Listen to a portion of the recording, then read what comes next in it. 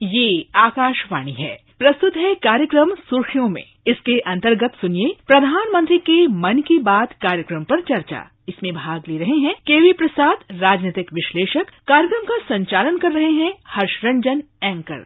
आज सुर्खियों में बात करेंगे मन की बात की। आमतौर पर देश का सबसे पॉपुलर रेडियो प्रोग्राम प्रधानमंत्री नरेंद्र मोदी जी की मन की बात आमतौर पर हर महीने के आखिरी रविवार को होता है, लेकिन इस बार ये आज रविवार 18 जून को ही हुआ, क्योंकि अगले सप्ताह प्रधानमंत्री नरेंद्र मोदी अमेरिका जा रहे हैं और इसीलिए उन्होंने आम जनता से जुड़ाव जो है उसको स्थगित नहीं करके उसको पहले किया। और आज मन की बात में बहुत सारे मुद्दे पर बातचीत हुई, बहुत अहम जानकारियां साझा की प्रधानमंत्री जी ने, तो उसके बारे में हम बात करेंगे पॉलिटिकल एनालिस्ट केवी प्रसाद जी से। प्रसाद जी, आपका बहुत बहुत स्वागत है आकाशवाणी में। नमस्कार, धन्यवाद। और मन की बात आपने सुना, कुछ बातों की चर्चा की, उसमें एक मुझे सबसे अहम मुद्दा लग रहा है कि भारत किस तरीके से प्राकृतिक आपदाओं के प्रबंधन में पूरी दुनिया में श्रेष्ठ होकर उभरा है। अभी हमने देखा गुजरात में किस तरीके से एक बहुत बड़ा तूफान आया और उसमें किस तरीके से राहत और बचाव के कार्य हुए, किस तरीके से पहले से ही सारी व्यवस्थाएं पूरी कर ली गई थी, पूरी मुस्तैदी के साथ हर विभाग के लोग लगे हुए थे और इसी वजह से हम उससे निपट पाने में बहुत सक्षम हुए। इस पर आपकी टिप्पणी। जी रंजन, आपने बिल्कुल सही कहा कि ये विपदा काफी दिन से जैसे संकेत मिलते रहे कि ये जो साइक्लोन है काफी विपद रूप से आ रहा है, तो इसलिए काफी तैयारी की गई थी और काफी दिनों से जो वहाँ के लोग थे, खासकर तटीय लोग वासी थे, उनको सुरक्षित स्थानों में बसा दिया गया और साथ ही साथ मछुआरों और अनेक लोग जिनका जीवन निर्भर करता है उनको समुद्र में जाने से मना कर दिया गया। इससे और यही नहीं, पशुधन को भी संभाल के रखने के लिए एहतियात दिया गया। तो इस तरह से बात यही है, इसलिए प्रधानमंत्री जी ने जिसे कहे कि सबसे ऊपर जिसे रखा कि जो हमारे यहाँ बिपरजॉय साइक्लोन के नाम से जो कच्छ के इलाके में आया, तो उसको लेकर किस तरह से तैयारी की। और सबसे बड़ी बात जो है कि एकजुट होकर जिस तरह के साथ प्रशासन और जो हमारे यहाँ जो डिजास्टर रिस्पॉन्स फोर्सेस हैं, जो कि इस तरह की प्राकृतिक आपदा से निपटने के लिए अपने आप को तैयार रखती है, वो बल किस तरह से कार्य करता रहा, लोगों की और वहाँ के जो स्थानीय प्रशासन है, इन सब की मेलजोल से जिस तरह से काम हुआ, मेरे ख्याल से एक बहुत ही सराहनीय कदम है। जिस तरीके से विपरजॉय साइक्लोन ने कच्छ के इलाके में तबाही मचाई है, ये कच्छ का वही इलाका है जहां हम याद करके आज भी कांप जाते हैं। विनाशकारी भूकंप जो भुज में आया था, उसने किस तरीके से तबाही मचाई थी और सैकड़ों लोगों की जानें गई थी उसमें, और मकान और दुकानें किस तरीके से ध्वस्त हो गए थे। लेकिन उस इलाके की खासियत है कि वो शून्य से फिर उठे और काफी आगे विकास के रास्ते में बढ़े। और मोदी जी ने आज ये फिर कहा कि कच्छ के लोग जो हैं या कच्छ का जो इलाका है वो इतनी तेजी से विकास में आगे बढ़ेगा, ये उनको न सिर्फ विश्वास है बल्कि पूरी उम्मीद है कि आने वाले समय में कच्छ जो आज है इससे कहीं ज्यादा विकसित होगा। जी रंजन जी, और मोदी जी को स्वयं भी इसका अनुभव है क्योंकि वो 2 दशक से भी ज्यादा वहाँ पे गुजरात में मुख्यमंत्री रहे हैं और उनको वहाँ के लोगों पर उनके जीवनचर्या और उनके जो क्षमता है उसके पर पूरा न सिर्फ भरोसा है, उनको पूरी तरह मालूम है कि किस तरह से लोग आगे बढ़ के काम करके निकल के आते हैं, अपने आप को जितना नुकसान हुआ उससे ज्यादा मेहनत करके फिर से उभर के आए। और यही बात आज उन्होंने रखी हम सबके सामने। देखिए, प्राकृतिक आपदाओं पर तो किसी का जोर होता नहीं, लेकिन बीते वर्षों में भारत ने आपदा प्रबंधन में जो महारत हासिल की है, जो इसका विकास किया है, वो आज एक उदाहरण बन चुका है। और प्राकृतिक आपदाओं से कहते हैं मुकाबला करने का एक सबसे बड़ा तरीका जो है वो है प्रकृति का संरक्षण। किस तरीके से हम प्रकृति का संरक्षण करके प्राकृतिक आपदाओं से निपट सकते हैं, इस बात पर चर्चा आज प्रधानमंत्री मोदी जी ने की है। इस पर आप कुछ प्रकाश डालना चाहेंगे? एक बात मैंने अक्सर देखा है कि प्रधानमंत्री जी कुछ उनके पास जो बहुत ही उनके मुद्दे हैं जो उनके दिल के करीब हैं, उनमें एक है जो हमारे यहाँ पर्यावरण संरक्षण को लेकर हमेशा वो कहीं ना कहीं बात रखते हैं। और ऐसे ही उन्होंने उदाहरण दिया कि जिस तरह जल संचय की बात हुई है कि हमें मालूम है आने वाला मौसम है बारिश का, तो हमेशा कहते हैं कि बारिश में पानी को संभालें, तो वरना पानी व्यर्थ होकर नदी और तालाब से निकल के समुद्र की ओर चला जाए, इससे अच्छा हम रोके।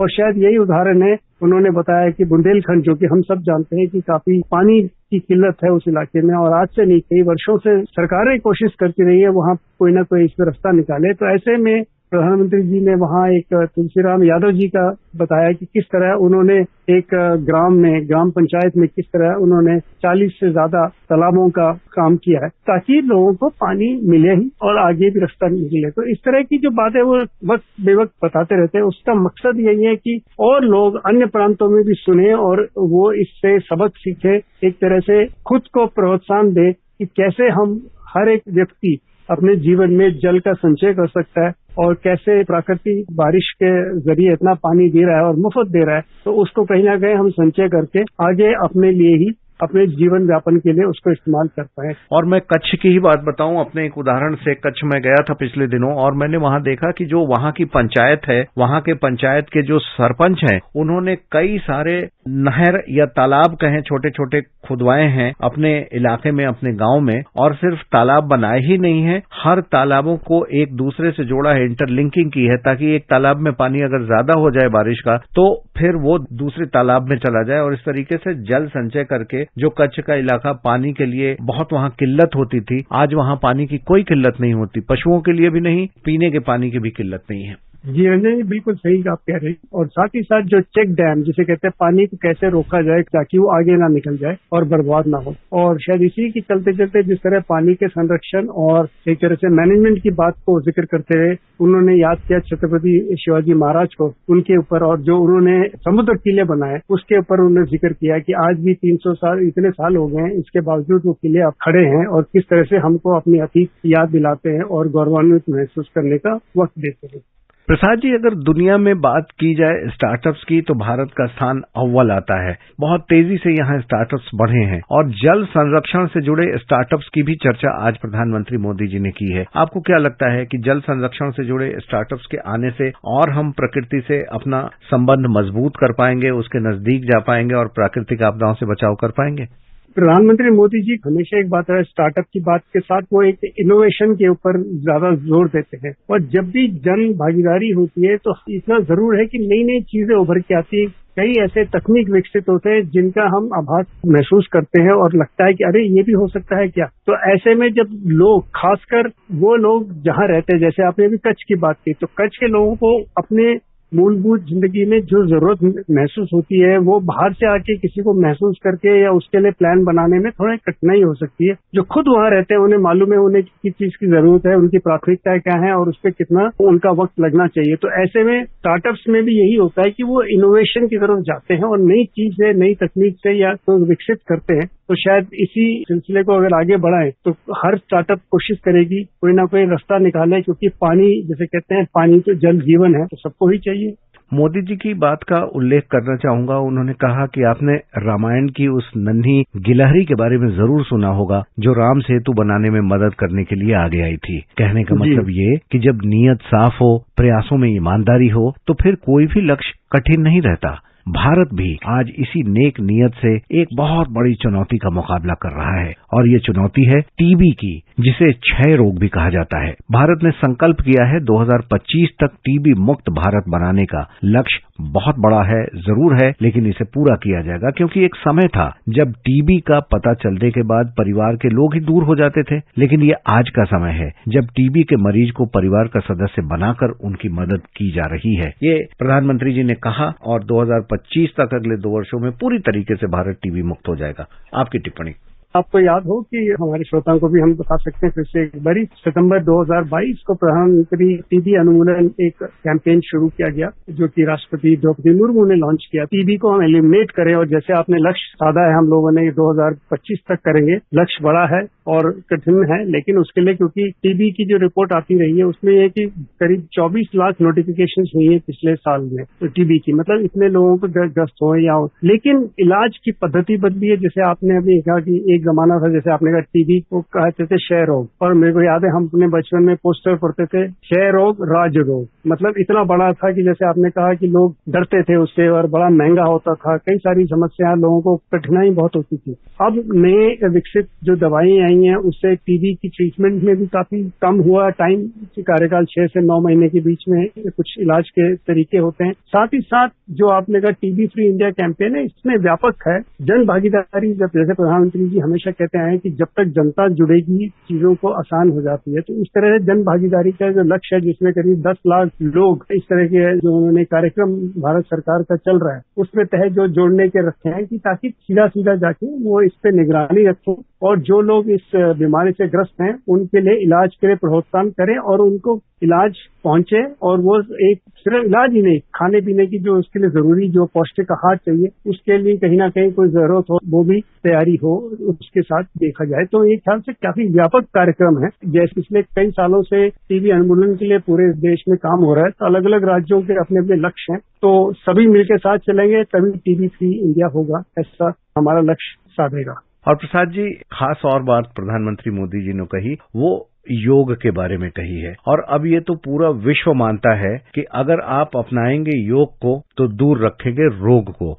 और प्रधानमंत्री मोदी जी की निजी भागीदारी से, उनके निजी प्रयासों से और सरकार के अथक प्रयासों से 21 जून को अब हम अंतर्राष्ट्रीय योग दिवस मनाते हैं। और हर साल उनका आग्रह रहता है कि लोगों को योग को अपने जीवन में जरूर अपनाना चाहिए, अपनी दिनचर्या का हिस्सा बनाना चाहिए। और अब तो पूरी दुनिया भी योग को अपनाकर इसे अंतर्राष्ट्रीय योग दिवस के तौर पर मना रही है। कितना बड़ा परिवर्तन आया है लोगों के जीवन में पिछले 5-6 वर्षों में 21 जून को योग दिवस मनाने के बाद।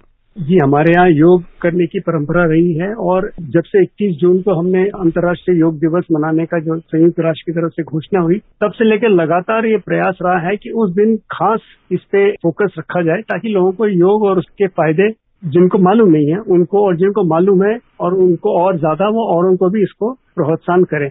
और यही वजह है, आपको अगर याद हो, आपने जैसे शुरुआत में कही कि प्रधानमंत्री जी अमेरिका जा रहे हैं, इसलिए मन की बात का कार्यक्रम आखिरी रविवार को ना होकर इस बारी इसी रविवार को हो गया। उसके साथ आपको एक जोड़ के बताना चाहूंगा, सन 2016 में जब वो अमेरिकी गए, उस वक्त उनको अमेरिकी संसद ने पहली मर्तबा बुलाया था संयुक्त अधिवेशन को भाषण देने में। वहां पे उन्होंने एक बात कही थी जो कि अपने में एक बहुत चीज बताती है। उन्होंने कहा भारत ने योग पहुंचाया है दुनिया में, और अमेरिका में भी कई सारे लाखों लोग योग करते हैं, लेकिन उन्होंने एक बात कही, भारत कभी भी इस पे इंटेलेक्चुअल प्रॉपर्टी राइट्स नहीं लगाता। यानी कि हम कोई इस पे अपना कोई इंटेलेक्चुअल प्रॉपर्टी राइट्स लेके हम कोई इसमें पैसा नहीं करते, क्योंकि राइट्स में आपको मालूम है उसमें फाइनेंशियली कंट्रीब्यूशन देना पड़ता है। तो एक तरह से दिखाया कि भारत की पूरी नीति क्या है। पूरे विश्व को जब हम कहते हैं वसुधैव कुटुंबकम, हम सारे विश्व को एक मानते हैं, तो योग भारत की तरफ से एक अंतर्राष्ट्रीय स्तर पे कंट्रीब्यूशन है। बिल्कुल, और वसुधैव कुटुंबकम की बात की आपने,